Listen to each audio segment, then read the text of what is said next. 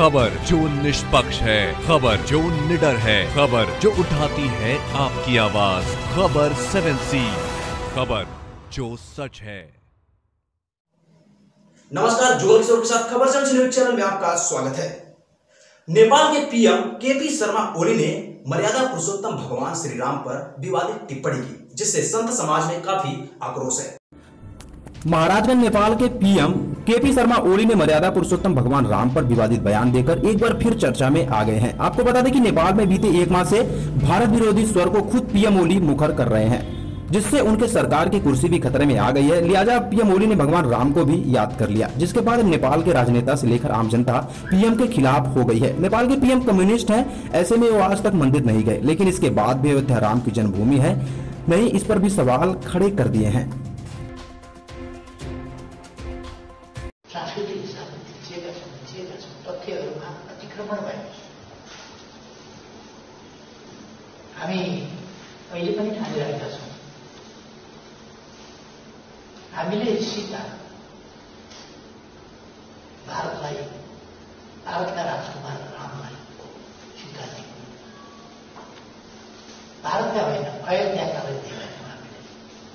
अयोध्या भनेको वीरगञ्जभन्दा अलिकति पश्चिमपट्टिको गाउँ हो। अहिले खडा गरिएको अयोध्या होइन। अयोध्या भीषण विवाद छ। हाम्रोमा विवादै गर्नु पर्दैन। जनकपुर त्यहाँ, अयोध्या वीरगञ्जको पश्चिमपट्टि टोलीमा, वाल्मीकि आश्रम र दशरथबाट सन्तान नभएपछि पुत्रश्री यज्ञ लगाउने पण्डितजी रेडीका पंडित श्रृंगार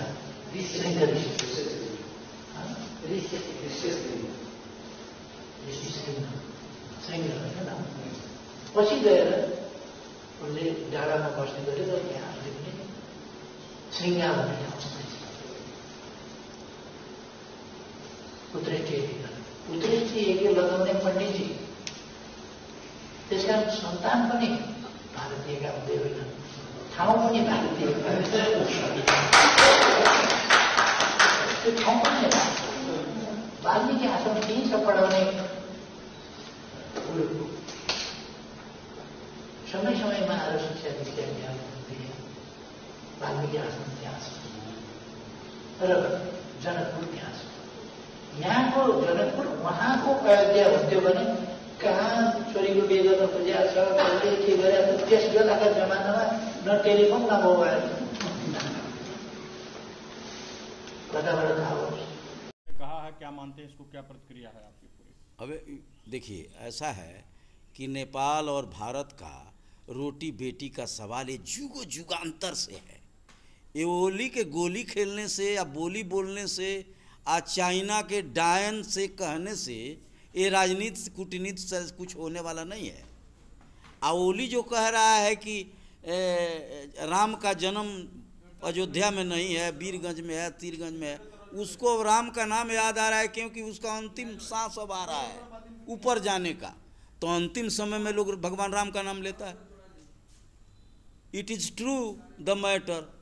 नेपाल में किसकी साजिश मान रहे हैं आप? वही डाइन है, एक चाइना की राजदूत, वही सबको डस रही है, सारे नेताओं को अलग अलग बुलाकर डस रही है और पूरे नेपाल के राजनीति को कूटनीति में बना करके नेपाल को बर्बाद करना चाहती है।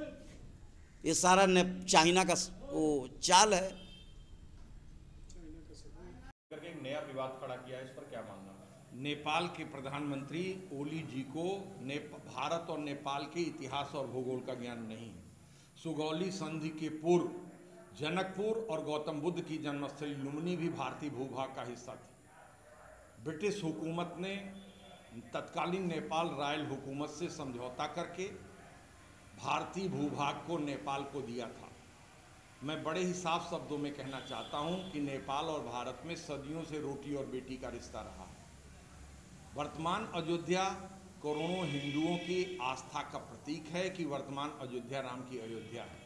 इस तरह की बातें करके नेपाल के प्रधानमंत्री चीन को खुश करने का प्रयास कर रहे हैं, लेकिन चीन के प्रधानमंत्री को ये बात याद रखनी चाहिए कि बिना भारत की मदद के नेपाल विकास के पथ पर नहीं चल सकता है।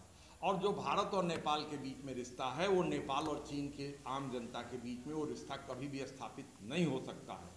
इसलिए उन्हें इस तरह के अनर्गल प्रलाप बंद करने चाहिए और भारत सरकार से भी मैं आग्रह करता हूं कि वो ढुलमुल रवैया छोड़ करके इस मामले पे कठोर रवैया अख्तियार करने का काम करें।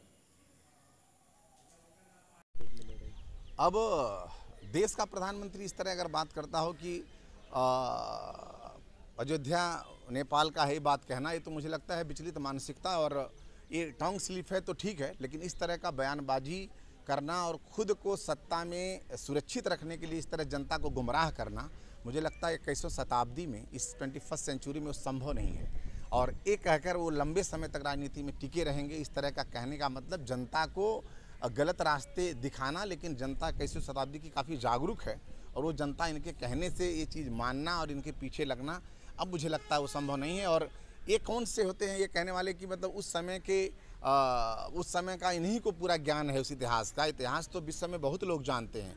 मर्यादा पुरुषोत्तम श्री रामचंद्र जी को विश्व मानता है और विश्व के वो हैं, लेकिन वो जन्मस्थली हमारी है वो क्लेम करना, ये मुझे लगता है ये जो भी बयानबाजी है ये जनता इनके विपक्ष में है इसमें, और जनता इनके पक्ष में खड़ा नहीं होगा। और ये कौन से व्यक्ति हैं, क्या उस समय वो जो बारात वारात गई थी तो इनको भी इनविटेशन था कि वो घर वालों से इनविटेशन था कि वहाँ पहुँचे हुए थे कि, और वही आकर आप इस जन्म में फिर यही दूसरा अवतार लेके पहुँचे हैं। बिल्कुल ये बात करना, ये बात कभी भी जनता के लिए पर्याप्त नहीं है। और ये कह के जनता में सुरक्षित रह पाना और अपनी कुर्सी सुरक्षित करना अगर कोई चाहता हो इस राष्ट्र में तो संभव नहीं है, और ये संभव है भी नहीं और जनता करने भी नहीं देगी। और जो जहाँ था वहीं है, और नेपाल भारत के संबंध जो हैं इससे बेहतर होंगे और कायम रहेंगे।